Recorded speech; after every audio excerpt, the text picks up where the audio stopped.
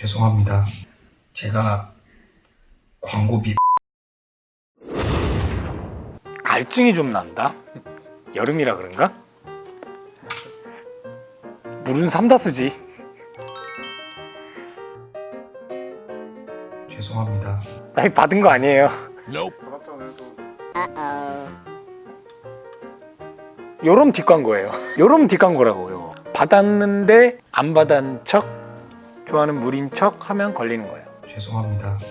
뒷광고에 대해서 한번 얘기를 해주시죠. 뒷광고 요즘에 하도 문제가 많이 돼서 아마 잘 아실 텐데, 실제는 이거를 어떤 광고비를 받고 또는 협찬을 받아서 촬영을 하면서 이제 소개를 하는 건데, 그것을 속이고 마치 이 물건을 내가 직접 구매를 해서 직접 사용해보고 그거에 대한 장점 등을 소개하는 것처럼 영상을 찍거나 어떤 블로그에 글을 올리거나 하는 것을 이 뒷광고라고 하죠. 최근에 논란이 됐냐? 뒷광고 논란의 시작이 나 혼자 산다에 나왔던 그 성훈 좋아하시는 분, 여성분, 그 한혜진 씨, 한혜연님, 네. 죄송합니다.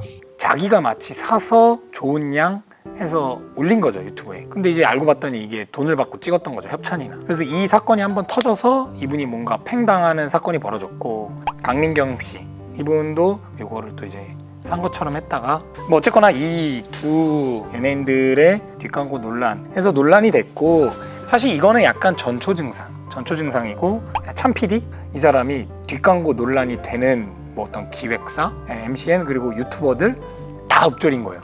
그래서 이게 실제로 밝혀지면서 다 팽당하기 시작을 한 거죠. 스토리 전개가. 뭐 하여튼 그렇게 해서 이번 뒷광고 논란이 이슈화가 됐습니다.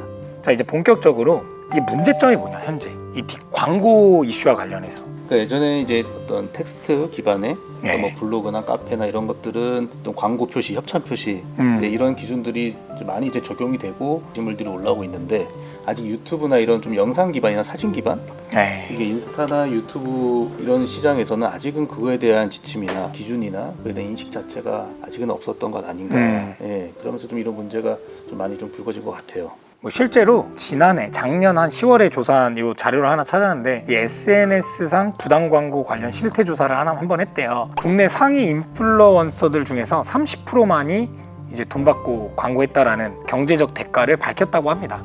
그러니까 70%뭐 거의 이상이 될 것 같은데, 여기는 이제 밝히지 않고 이제 광고를 한 거죠, 돈 받고. 광고의 좋은 예와 나쁜 예를 한번 좀 들어볼게요. 일단 밥꿈남 씨, 요 분이 광고를 뭐 이런 식으로 해요. 본 영상은 오비 맥주의 제작 지원을 받아서 만든 영상임을 밝혀드립니다. 대놓고 해요, 광고를.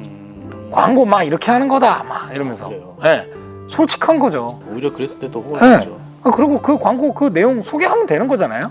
이게 좋은 예고, 안 좋은 예가 양팡 이 친구가 이거 돈 받고 한 거 아닌가요? 의혹을 제기를 이제 구독자가 한 거죠. 치킨 협찬이면 협찬이라고 말하고 먹습니다. 저는 항상 광고를 잘 받지 않기 때문에 말씀드리고 먹어요 하고 이제 장문으로 이제 단 거죠. 이건 진짜 기만한 거죠. 거짓말한 거죠, 이거는. 네. 처벌하는 것도 좀 궁금하잖아요. 네. 뒷광고 했을 때 그럼 이제 사람들이 많이 궁금해하는 게 그 법적인 처벌, 네. 형사처벌이나 어떤 제재가 가능한 것인가. 네. 첫째로 이제 많이 궁금해하는 게 우리 흔히 이제 얘기하는 사기죄가 과연 될 것인가. 근데 이제 사기죄라는 거는 이제 뭐 재산범죄예요. 그러니까 내가 어떤 거짓말, 기망행위를 해서 그로 인해서 상대방으로부터 어떤 재산상 이익을 취득하고 재산상 손해를 끼치고 이런 경우에 성립하는 재산범죄거든요. 그러니까 네. 단순히 내가 뭐 거짓말을 했다, 네. 널 속였다 이래서 다 사기가 되는 건 아니고, 형법상에 말하는 사기죄라는 거는 기망행위를 통해서 재산상 이익을 취득했을 때 이런 경우에 이제 사기죄가 되는데, 그럼 뒷광고도 내가 광고라는 걸 속이고 이 물건을 소개하고 또 물건을 팔았단 말이에요, 유튜버들이. 그럼 이게 사기죄가 될 것인가? 결론부터 좀 말씀을 드리면 제 생각에는 이건 사기죄로 처벌되기는 상당히 좀 어려울 것 같아요. 유튜버들이나 블로거들이 실제 광고인데 광고라는 것을 속이고 물건을 소개한 행위가 과연 기망행위가 될 것인가? 그 다음에 그렇게 소개한 행위 그리고 그 소개를 받고 보고 물건을 산 것 사이에 과연 인과관계가 성립할 수 있는 것이냐, 기망행위와 그 사이에 물건의 구매행위 간에 인과관계가 성립할 수 있을 거냐라고 봤을 때는 그거는 좀 어려워 보여요. 아마 실제 이런 유튜버들이나 블로거들 이런 것 때문에 형사처벌된 사례는 저는 아직 보지 못했어요. 전 사기죄로 이렇게 처벌시키는 좀 어렵고, 이제 이 광고니까 이 광고를 규율하는 법이 있어요. 표시 광고의 공정화에 관한 법률 해서 이제 줄여서 이제 표시광고법이라는 게 있는데, 쉽게 얘기한 표시광고법은 여러 가지 무슨 부당한 광고 이런 것들에 대한 이제 법적인 기준, 제한, 규제 등을 좀 마련하고 있는 법인데, 표시광고법에 보면은 어떤 거짓, 과장의 표시, 기만적인 표시, 또 부당하게 비교하는 표시 광고, 또 비방적인 표시 광고 이런 것들을 금지하고 있고, 구체적인 그 시행 지침을 이제 공정거래위원회 예규에다 이렇게 만들어 놓고 있는데, 근데 문제는 뭐냐면 표시광고법이 규율하는 대상이 누구냐면은 사업자예요, 사업자. 그러니까 광고주. 네. 그만에 잡수님이 광고를 했다. 삼다수가 광고 좀 해달라 그래서 했어요. 근데 삼다수가 이거 광고라고 말하지 말고 잡수님이 직접 먹어본 것처럼 해서 광고를 해달라라고 해서 광고를 했는데, 표시광고법에 의하면 잡수님은 과연 처벌될 수 있을 것인가? 그러니까 표시광고법은 이 삼다수 회사, 즉 사업자를 규율하고 있어요. 그러니까 사업자로 하여금 이런 광고를 못하도록 하게 돼 있고, 이런 것들을 위반했을 때 여러 가지 이제 제재를 규정하고 있는 것뿐이지, 실제 광고를 한 잡수님은 이 표시광고법이 규율하고 있지 않아요. 이게 이제 법의 사각지대인 거죠.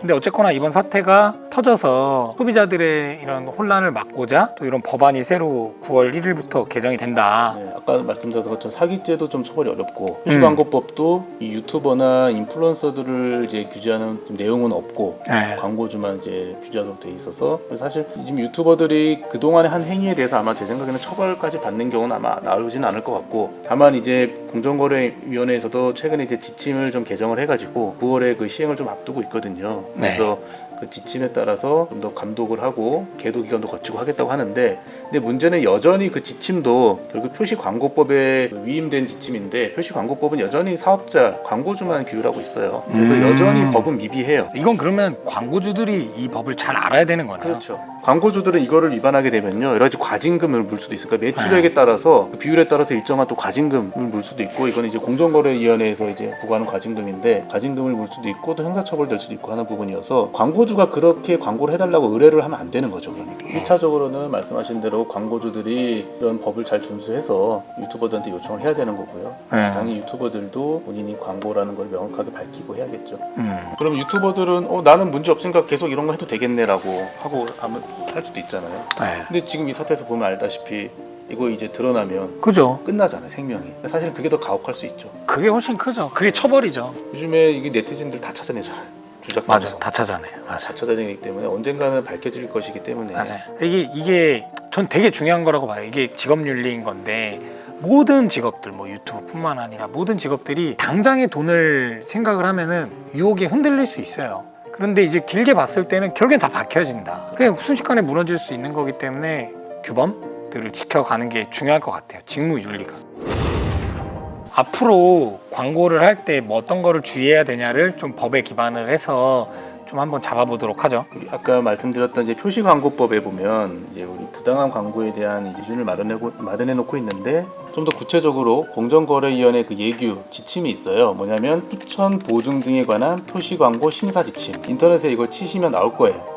나오는데 다운받아서 한번 읽어보세요. 본인이 유튜버를 하고 있거나 뭐 네이버를 하고 있거나 인스타그램 하고 있거나 할 때 한번 읽어보면 이게 아주 구체적으로 예시를 들어서 그 기준을 마련해 놓고 있거든요. 광고를 어떻게 해야 되느냐, 구체적으로 좀 보면 이게 광고다, 내가 그럼 제목에 딱 광고, 협찬, 그다음에 또 시작과 끝에 이거는 광고다, 어떤 광고다, 중간에도 이런 것들 명확하게 표시를 해주고 이렇게 해야 된다는 게 기본적인 원칙이에요. 그리고 여기 어떤 꼼수를 쓰지 말라는 거예요. 뭐 댓글에다가 쓴다든지, 유튜브 보면 이렇게 더보기 누르면 쫙 나오잖아요. 그렇죠. 실제 여기 지침에도 이렇게 더보기라는 표현을 쓰고 있어요. 여기 있어요. 더보기 등의 추가적인 행위를 요하지 않도록 한다. 그렇죠. 표시광고 심사 지침이 유튜버만 해당되는 건 아니고 뭐 인스타그램이나 여러 가지 SNS에 다 적용되는 건데, 인스타도 더보기 눌러야 밑에 본문 내용도 나오고 이렇잖아요. 거기다가 광고 이렇게 쓰라는 게 아니고 딱 첫 줄에 바로 한눈에 볼 수 있게끔 이건 광고 또는 협찬, 이런 건 다 경제적인 어떤 이해관계, 대가관계에 따라서 내가 이 글을 쓰고 있고 영상을 찍고 있는 거니까 그에 따라서 정확하게 표시를 해야 된다. 이게 포인트예요. 그러니까 뭐 사실 심사 지침 되게 구체적으로 되어 있는데 그냥 간단해요. 내가 누구나 표시 광고임을 알 수 있도록 정확하게 표시해라.